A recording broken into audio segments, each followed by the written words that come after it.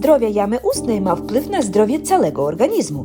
Wykształcenie prawidłowych nawyków dbania o zęby już w dzieciństwie to podstawa ich dobrej kondycji w przyszłości. Właśnie dlatego Biuro Zdrowia Publicznego w rejonie Solicznickim ma specjalny program edukacyjny na temat dbania o zdrowie zębów dla dzieci w wieku przedszkolnym i wczesnoszkolnym. Lietuvoje tik kas penktas vaikas turi sveikus dantis, todėl burnos sveikata yra prioritetinė tema. Mūsų specialistai, dirbantys ugdymo įstaigose, organizuoja pamokėlės ir akcijas vaikams, kurio metu yra mokomi, kaip taisyklingai valyti dantis. Taip pat mes bendradarbiaujam su vietinėmis odontologinės paslaugas teikiančiomis įstaigomis ir organizuojame klasių vizitus pas gydytojus.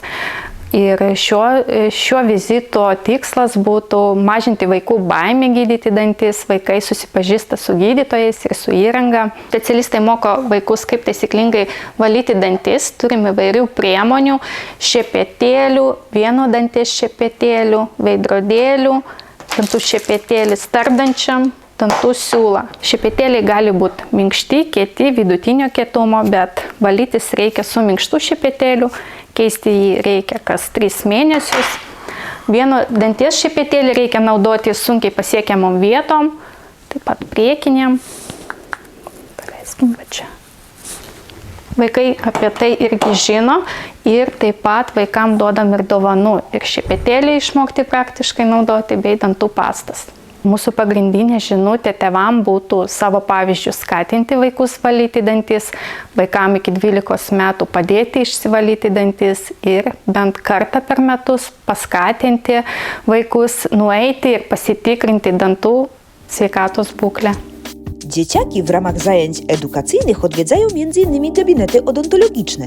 Poszliśmy w ich ślady i zajrzeliśmy do największej w rejonie kliniki odontologicznej Domsana w Solicznikach, by się dowiedzieć więcej o specjalistach, jacy tam pracują i usługach, z jakich warto skorzystać. W klinice pracują lekarze odontolodzy, proteziści, które wykonują protezowanie zębów, endodontolodzy, które wykonują leczenie kanalowe za pomocą mikroskopu, periodontolodzy, które wykonują leczenie tkanki okołozębowej, chirurdzy wykonują usuwanie zębów, implantację oraz inne zabiegi chirurgiczne, ortodonci wykonują wyrównywanie zębów, higieniści wykonują higienę jamy ustnej oraz inne odontolodzy specjaliści. Najczęściej przychodzą z problemami bólu ząbka, dzieci bardzo mają dużo ubytków, protezowanie seniorom bardzo jest popularne oraz higiena, ponieważ każdy człowiek musi co pół roku wyczyszczać u specjalisty swoje ząbki. Współpracujemy z kasą chorych, a więc chętnie zapraszamy seniorów, dzieci oraz innych pacjentów na protezowanie za koszt kompensacji oraz na leczenie ząbków i innych chorób okolic jamy ustnej i aparatu żuchwiowego. Nuo 6 metų galimas nemokamas dantų silantavimas, kuris yra apmokamas iš teritorinių ligonių kasų. Tai dantų vagelių padengimas apsaugančią medžiagą. Ką tik išdygę dantis yra silpnai mineralizuoti ir vaikai dar nemoka taisyklingai išvalyti dantis, tai būtų apsauga, barjeras nuo bakterijų ir apnašų. Odwiedzając Domsany nie mogliśmy nie zapytać jej pomysłodawców i właścicieli o to, jak w ogóle wpadli na pomysł otworzenia w Solicznikach tak modernistycznej kliniki świadczącej najbardziej zaawansowane usługi stomatologiczne. Wszak kompetencje personelu i wyposażenie wskazują na to, że mamy w Solicznikach jedną z najlepszych klinik odontologicznych w regionie, a to bardzo pokaźna inwestycja. Kadangi Šalčininkose nebuvo tokios klinikos, mes turėjome patirtį odontologijos srityje ir nusprendėm, kad Šalčininkai verti geriausių gydytojų, geriausių paslaugų ir geriausio prieinamumo prie tų gydytojų ir prie tų paslaugų. Pastatą pastatyti nebuvo sunku. Žymiai sunkiau buvo pritraukti specialistų, kad jie atvažiuotų į Šalčininkus.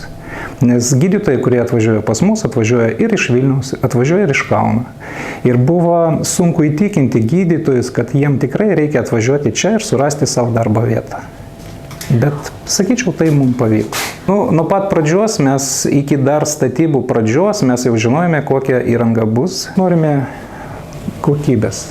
Dėl to įranga visa pas mus orientuota labiau į kokybę, mes nekalbame apie jos kainą. Dabar mes stovim prie odontologinės kėdės, kur faktiškai yra skirta labiau chirurginiam darbui, nes čia neįmanoma, praktiškai neįmanoma užsikrėsti, nes šitas įrenginys pats save vala, pats save dezinfekuoja ir ypač tai aktualu, kai vyksta chirurginės operacijos. Arba protinių dantų rovimai, arba implantacija, arba kur galimybė užsikrėsti žymiai didesnė, negu gydyti paprastą kariesą. Tai sakyčiau, tokios kėdės tikrai neturi šalčininkai ir labai, sakyčiau, nedaug kas ir turi Vilniuje. Ne per seniausiai laukėme eilėje pusę metų, gavome spalvų nustatymo aparatą iš Vytos gamyklos, iš Vyta GmbH, iš Vokietijos. Ir tą aparato pagalba mes jau galim pacientui labai tiksliai nustatyti spalvą, nes žmogaus akis, kiekvienas žmogus mato savaip ir tos atspalvius mato savaip. Bet aparatą, kur daro spektralinę analizę spalvos, jau tikrai apgauti neįmanoma ir kartais mes paimam kažkokią tai pavyzdėlį spalvos, jeigu reikia estetinį kažkokią tai padaryti restauraciją. Mums patinka spalva, pacientui patinka spalva, bet aparatas sako visai kas kita, kad čia visiškai kitokia spalva, kurią mes matome ir kurią mes norime nustatyti pacientui. Ir padarius pagal tą aparatą, spalvos nustatymo aparatą, spalva, jinai kaip taisyklė visada atitinka, nes kartais būna tokių dalykų, kur atrodo viskas tinka, bet burnoje jau kažkas tai ne tas atspalvis. Tai irgi turim tokį aparatą. Kadangi pas mus dirba ir gydytoja ortodontė, labai svarbus faktorius yra tikslumas, kadangi lyginti tos dantukus, kad jie atsistotų į savo vietą, labai reikia preciziškai, nes lyginimas būna keliais atvejais. Būna, kad lyginimas yra plokštelėm, būna breketais, būna tom permatomom kapom ir labai svarbu turėti skanerį, ortodontinį skanerį arba odontologinį skanerį. Tai tokią skanerį mes irgi turime. Panoraminis kavo rentgenas, kur galima daryti ir panoraminis visos burnos panoraminį nuotrauką ir dentalinis kavo irgi rentgenas, kur galima daryti sukandiminės nuotraukas, kur galima tiksliai nustatyti ir diagnozuoti, pavyzdžiui, prasidedantį kariesą.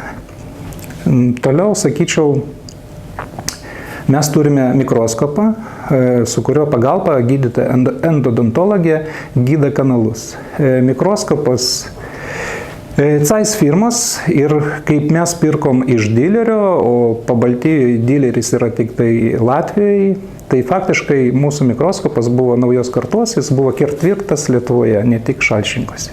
Šiai dienai tikriausiai jau yra jų daugiau, bet čia buvo prieš 3 mėnesių, tai jis buvo ketvirtas Lietuvoje. Tai mes juokavom, kad Šalčininkai turi mikroskopą, Vilnius, Kaunas ir Klaipėda. Būtent tokią mikroskopą. Naujos kartos ir su papildomam funkcijom, kur papildomai kainuoja, bet gydytoja endodontologė gali sutvarkyti bet kokią dantuką, ypač jeigu reikia to endodontinio gydymo. Pas mus dirba labai geri chirurgai, Dainora Jankauskaitė ir Dalius Matkevičius. Dalius Matkevičius yra Žalgirio klinikos priėmimo skyriaus vedėjas ir jis tikrai atlieka tokias labai sudėtingas operacijas. Vienas iš nedaugelio Lietuvoje galbūt atlieka implantaciją, kur implantacija eina tiesiog ne į žandikaulį, o į skrostus, skrostinis implantas suka.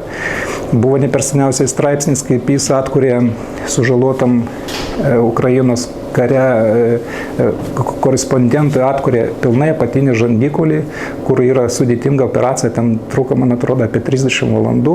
Tai maždaug tokios implantacijos jis padaro ir pas mus. Būna, kad reikia žmogui prieš tą kažkokią tai procedūrą tiesiog priauginti kaulą. Tai kaulą kartais yra priauginamas arba jis dirbtiniu kaulu priauginamas, arba tiesiog išpjaunamas iš žmogaus, pavyzdžiui, gomurė, kažkoks tai gabaliukas ir turi būti labai preciziškai įdėtas į tą vietą, kur trūksta. Tai sakyčiau, chirurginės operacijos tai čia yra sudėtingiausias mūsų kasdieninės veiklos procedūros.